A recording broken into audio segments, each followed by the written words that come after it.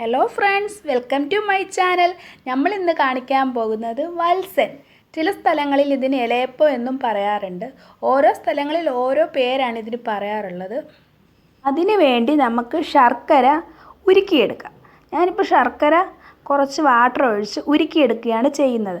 അതിനകത്തോട്ട് 2-3 ഏലക്കായും ചേർത്ത് കൊടുക്കുന്നുണ്ട്. അതിൻ്റെ ഫ്ലേവറിൻ്റെ മണം വരാൻ വേണ്ടിയാണ് ചേർത്ത് കൊടുക്കുന്നത്.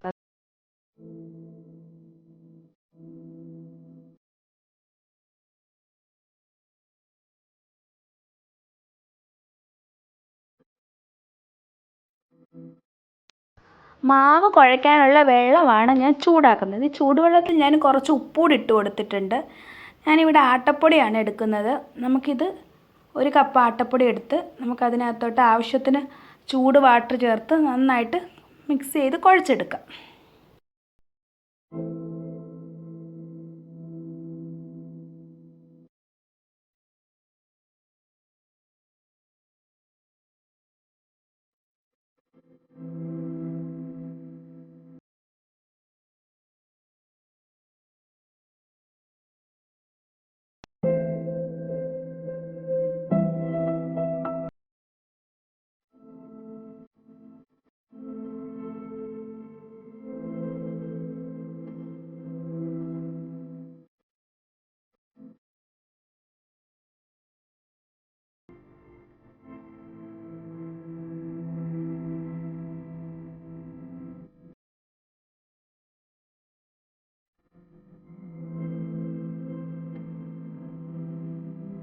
ഉരുക്കിയെടുത്ത ശർക്കര നമ്മുടെ റെഡി ആയിട്ടുണ്ട്.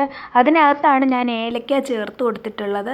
ഇവിടെ കുറച്ച് തേങ്ങ എടുത്ത് വെച്ചിട്ടുണ്ട്. ആ തേങ്ങയുടെ കൂടെ നമുക്ക് ഈ ശർക്കര ഉരുക്കിയത് മിക്സ് ചെയ്യാം.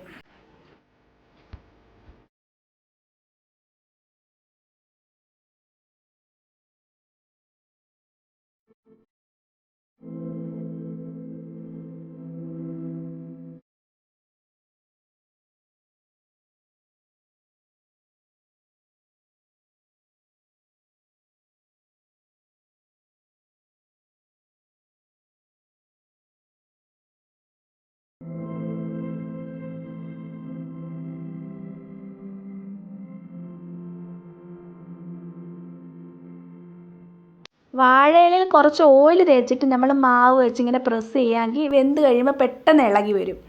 അതേപോലെ തന്നെ കടകളിലൊക്കെ വലുതായിട്ടാണ് ഇത് വത്സൻ ഉണ്ടാക്കാറുള്ളത്. ഞാനിവിടെ ചെറുതായിട്ടാണ് ഉണ്ടാക്കുന്നത്. കാരണം ചെറുതായിട്ട് ഉണ്ടാക്കാമെങ്കിൽ അതിൻ്റെ അകമൊക്കെ നന്നായിട്ട് വേകുകയും ചെയ്യും. അതുമാത്രമല്ല അതിൻ്റെ ടേസ്റ്റ് കൂടുതലും ആയിരിക്കും. ഇനി നമുക്കിതിനകത്ത് ഫില്ലിങ്സ് വെക്കാം. ഫില്ലിങ്സ് വെച്ച് മടക്കി വെക്കാം. ഇത്രയേ ഉള്ളൂ, കഴിഞ്ഞു. ഇനി നമുക്ക് ഇഡ്ഡലിക്കുട്ട് കത്തി വെച്ച് വേവിച്ചെടുക്കാം.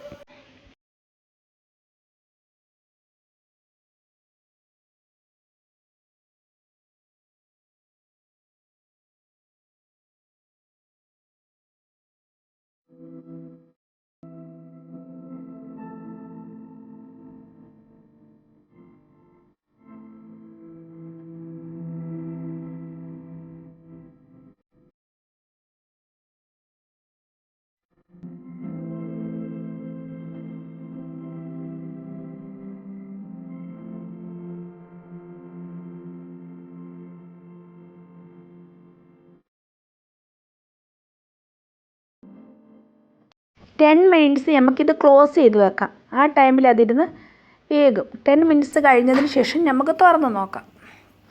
നമ്മുടെ വത്സൻ റെഡി ആയിട്ടുണ്ട്. നമുക്കിത് നോക്കാം.